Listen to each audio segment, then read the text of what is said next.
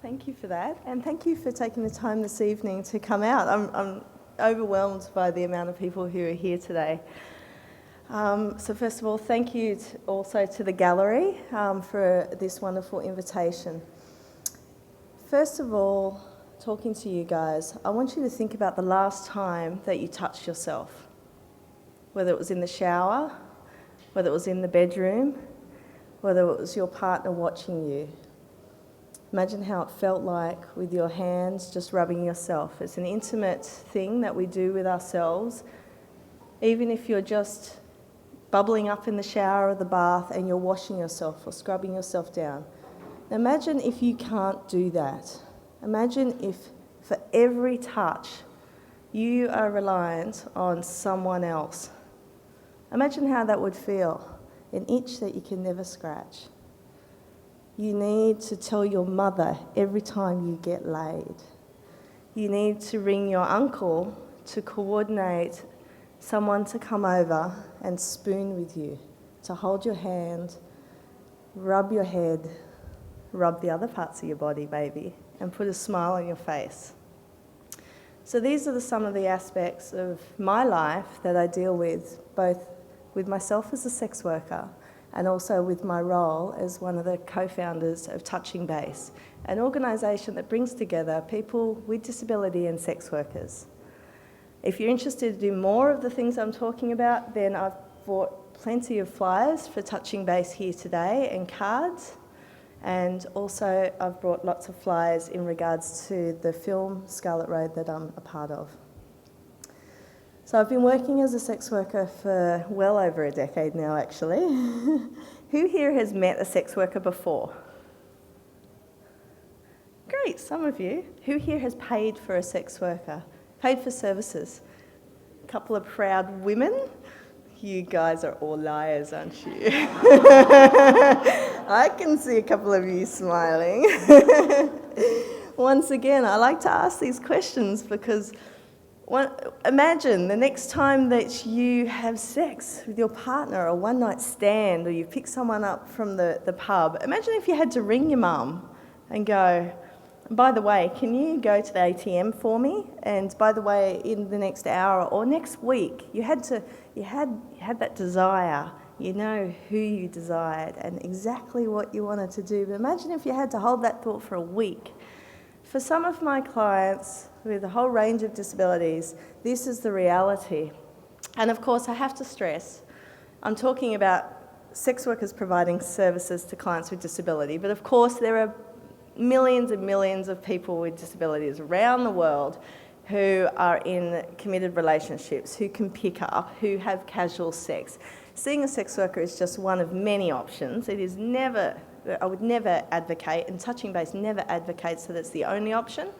But for us, it's one option that should never just be thrown off the table. Just because someone can't pick up the phone themselves doesn't mean that they should have their rights denied them.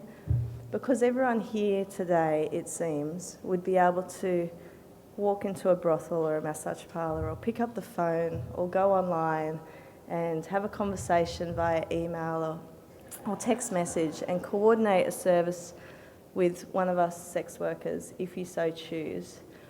But for some people, there's a few more hoops that you have to go through. So I'm really pleased that you guys took the time today to want to learn more about this. So myself, like I said, I've been a sex worker for well over a decade. I don't just see clients with disabilities. Some journalists seem to read all the website and information and come to that conclusion. No, for me, it's about consent. And for all sex workers, it's about consent. If the client and I come to a mutually agreeable time a day and the service, and we consent on the price and how long they're going to be enjoying my company, then that is what it's all about. For people with disability, there is no difference. Everyone can consent. People get very nervous about, what if someone with a congenital disability or cognitive impairment, how can they consent? People get their knickers in the twist when they talk about sex, whereas we're very clear about the fact that people consent all the time. do you want to wear the red shirt today, or do you want to wear the blue shirt? Do you want to go to the movies now, or do you want to go later? What movie do you want to see? It's about knowledge and understanding, and then working out how people communicate. So people are very stuck on the verbal communication like I'm doing now, whereas there are many ways of consent. And sex workers are very good at, one, setting up our boundaries about what we will and what we won't do, but also about picking up the nuances of people. So a lot of our communication is non-verbal anyway. It's about body language. It's about, you know, if you're talking to me, but then I'm really facing this way, I'm really not interested in you. You know, if people are playing with their hair, then, you know, those things of you, I really am interested in you. So the same thing applies when we're providing services to people with disability. I'm going to give a small overview first about what Touching Base, some of the things that Touching Base has achieved to date, and then I'll do a brief summary of Scarlet Road and where it's gone to. And then we've kept aside some time for Q&A because I think that it's fantastic that you guys are here, and I'm sure there's at least one person with a question already. So just hold that thought before you put your hands up. So Touching Base was set up in late 2000. Who here knows anything about Touching Base? Oh, good. Some of you do. A lot of our information is on our website, touchingbase.org. We're a charitable status, so close to tax time. If you prefer to donate to someone, then think of us and we'll give you tax receipts. Anyone can be an individual member as well, and if you work for organisations, we do take associate membership now. We're just starting a membership drive. We do training for both sex workers who want to upskill ourselves, become more comfortable and confident about providing services to clients with disability. And on the flip side, we also provide training workshops for people who work in the disability sector to look at their rights, their obligations, their duty of care and their responsibilities in supporting people with a disability in looking at their sexual expression. And one of many choices, obviously, is to go and seek the services of a sex worker. We found that some organisations were fantastic. They had good policies. They were really supportive. When they introduce someone into the organisation, they include questions around their sexuality, about what their wishes. Other organisations, it was the too hard basket, or there was a level of fear that someone could be fired if they instigated a visit to a brothel, or if they absolutely weren't allowed to bring an individual private sex worker like myself to the group home. So there was a whole range of experiences we found. And in the end, we thought, well, let's just write the best practice policy. We thought, you know, it's thousands and thousands and thousands of dollars for different policy officers. So we took 3.5 years, over 100 edits, and we're all volunteers. It's been endorsed by top disability organisations, the sex worker, the federal sex worker organisation as well, Scarlet Alliance in Australia. Graham Innes has done the forward, and it's been fantastically received by many organisations, and it has created positive change amongst the disability community. We're really, really pleased to see. And we launched it at Customs House during our 10-year anniversary last year as well. And who here has seen Scarlet Road? Oh, it's so fantastic. So many of you have seen it. Who here saw it here about a year ago, because the gallery actually did screen it? Oh, that's great. Okay, so that was in the film, we show a little bit of our 10-year anniversary and the launch of these guidelines. So we use these guidelines now in our workshops, and they're really well received. We've been doing at least 2 in Sydney every year for the disability community workers.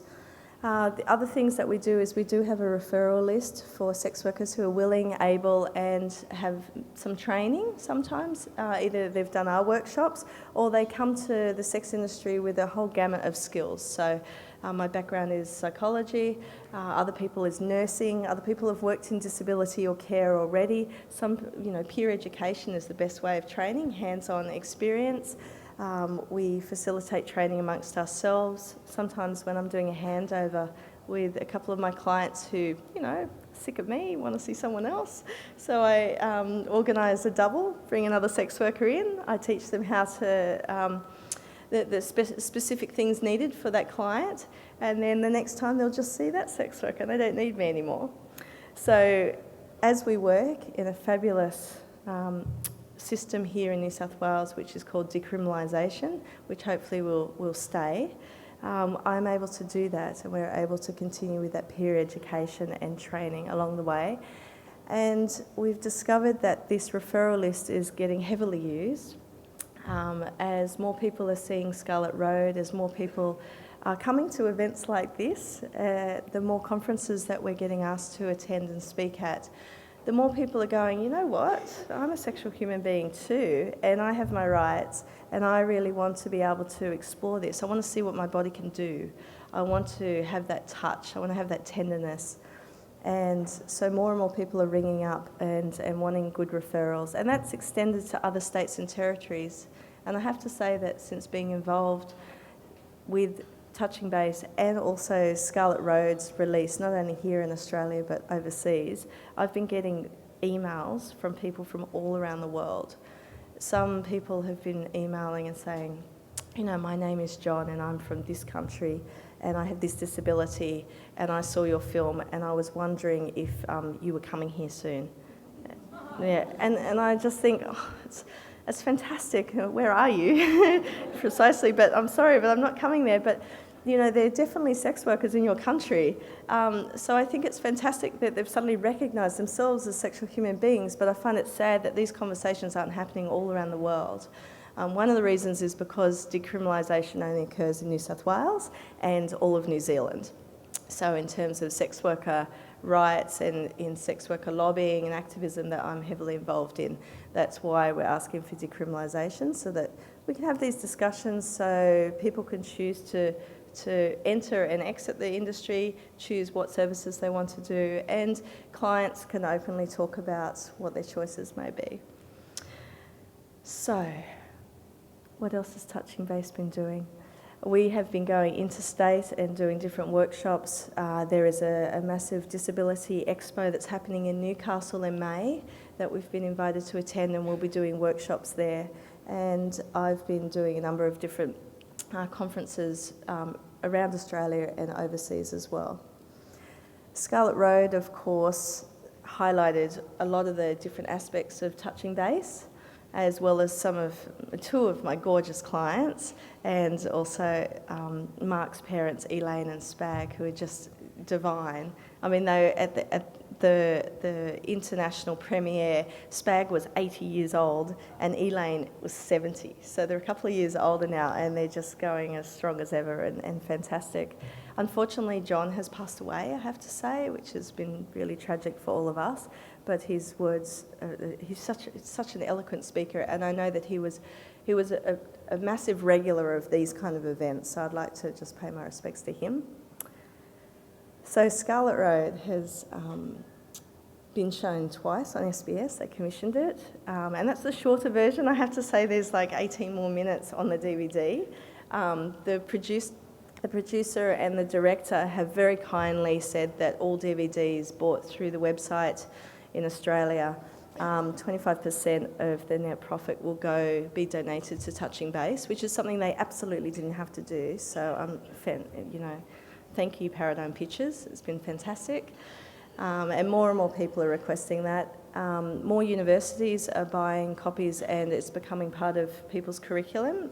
And so from that, I've been doing a number of different guest lectures, which is great because I can see here that the demographics go from quite young to quite older, or more experienced, we could call it, in the room. And what I really like about the universities is while there is that spectrum, I do like the fact that universities, people are really there to learn, and you can kind of talk to people before they have all these weird ideas and concepts and stigma that the general media do portray sex workers and our clients. And I think that's one of the greatest things. Someone asked us about Scarlet Road today, and for me, Scarlet Road really gave a voice to two marginalised communities. And I know that one of the questions that we often get is, was it really difficult to get the clients to speak on camera? And Kathy Scott, the director, says, no. Like, they would have had the cameras on all the time. It was me who was actually a bit more prudish, actually. I was like, get out. You're not filming those bits. So I think that the voices of Mark and the voices of John and Mark's parents, Elaine and Spag, will resonate for a long time, much more than mine. I'm just one of many millions of sex workers around the world who are doing this. I just happen to have been put into a position where I can be quite open and honest about it. My family do know, and I don't have to be afraid of, having my kids taken away from me and things like that. So people try to put me on some pedestal, but I always like to say, that I am actually no different to many millions of sex workers. And one of the greatest things about the sex industry, I have to say, is that my body image increased. So the whole idea of my self-worth will go down and, this will happen and that will happen. It was the reverse. I found that the ideology of what a sex worker looks like, the tall, skinny model status, is completely wrong. So I found that we're all shapes and sizes, we're all ages, and we grow old with our clients as well. So for those of you who've seen the film, I thought that there would be a time limit or an expiry date for me, and I'd have a few years, I'd save hard and then go, and I suddenly realised that there were all different aspects of my work that I liked. I could move around, I offer different services, and my clients aren't getting any younger either. So it's just like, how many here go to the same hairdresser all the time? Yeah, there's a few people. And you may go to the same chiropractor. Yeah, you go to the same pool, for a swim. You have the same tennis buddies. We're all aging together. And from that, I also like to talk about the fact that when we're talking about disability, people are often talking about someone in a wheelchair who had a car accident, or obviously, in the film we talk about Mark who has cerebral palsy, or John who has MS, and so it's a degenerative issue.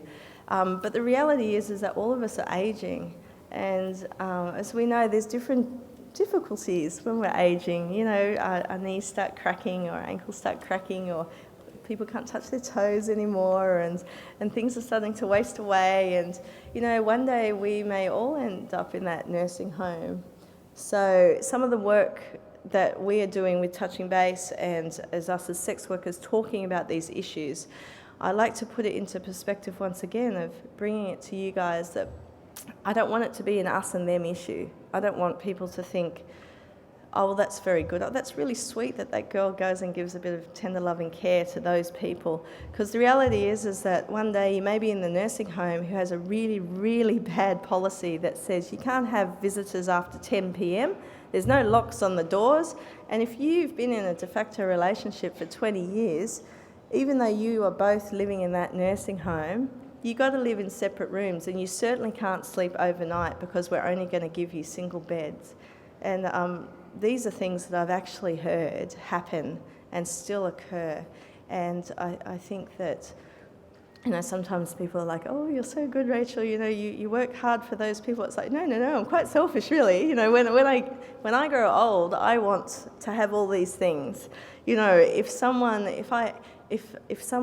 has to be washing me or bathing me or looking after me or giving me medicine, then how do I want to be treated? And I think that's how I try to live my life. If I was in their position, how would I want someone to talk to me and act and behave around me, and how would I like someone to touch me? And so for me, I think that's the heart of this issue.